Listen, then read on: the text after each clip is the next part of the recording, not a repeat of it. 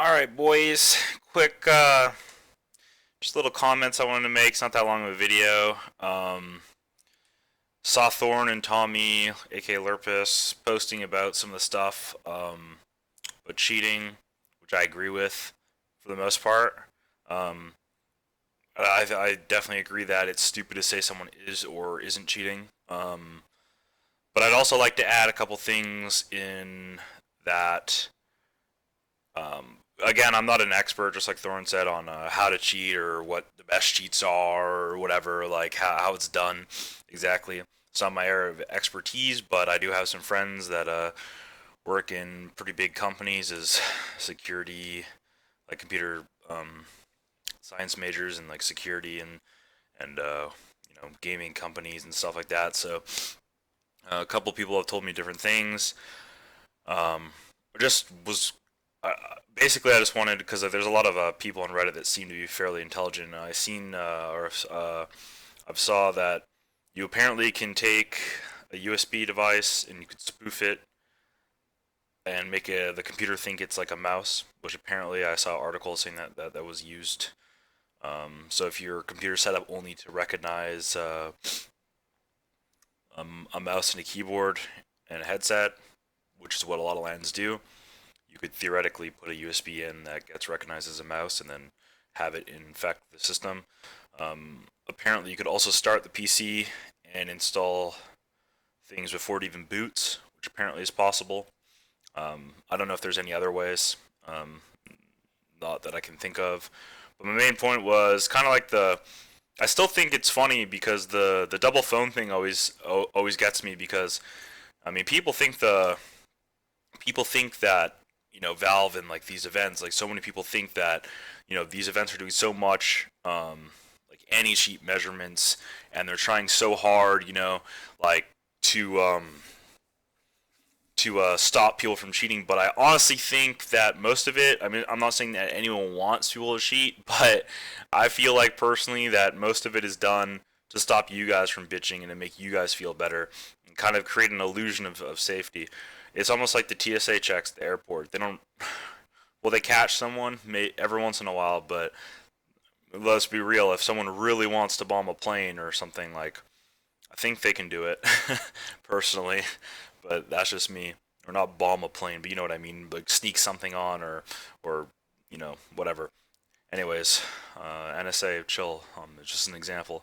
Um, Now, the double phone point is basically so I was at ECS and E League, and both these events have metal detectors that you can that you step through to get into the buildings.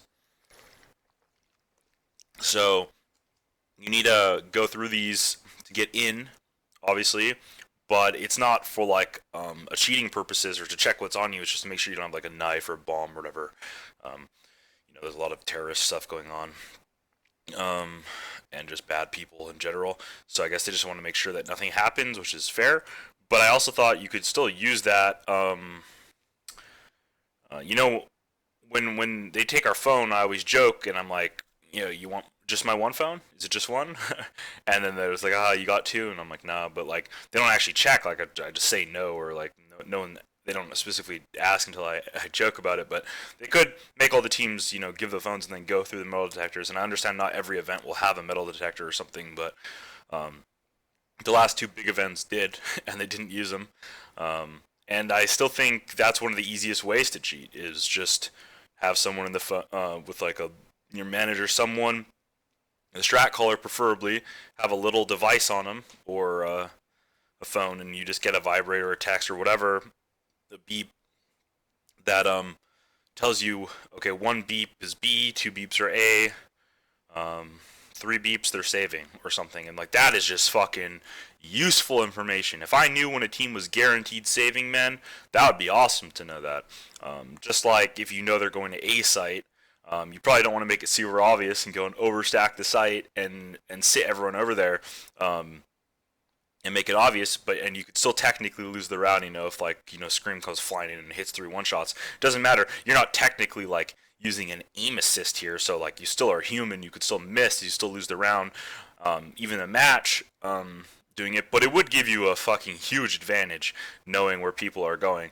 So I still think that's one of the easiest and most overlooked ways of cheating is just someone in the crowd or someone like that. And um, anyways, and people like to dwell a lot on the external cheats that people could bring, and it's important. It is important, and I agree with Thorin that there should be some body. And I'm basically making this video just to increase the awareness again. I really don't think we should let the issue die, and I don't really know if people are cheating or not. I haven't really suspected anyone in the last couple of events. I've never been like, oh man, I think that guy's cheating. Personally, like, I'm the type of dude that would say it if I thought someone was cheating. But right now, I don't really think anyone's cheating. But at the same time, that doesn't mean you should let your guard down. And yeah, another thing is like people often are like, oh well, it's risky to cheat. Well, sure, but in my last video I made it doesn't matter if it's risky because there's no actual punishment for cheating, right? You don't go to jail. You don't get fined. So if let's say I thought I'm gonna get cut from my team and I don't really want to play if I'm not on TSM, or Force is cut off Nip and he's like, you know what, I'm tired of gaming. I'm just gonna I'm just gonna cheat until I get caught or whatever. And he, goes and finds someone, pays him for cheats, and just rides it out. And or maybe you want to go back to school and you're like, oh, let's see how much money I can make in a year. Like, there's multiple different ways or reasons that people could have a cheating. They just don't care.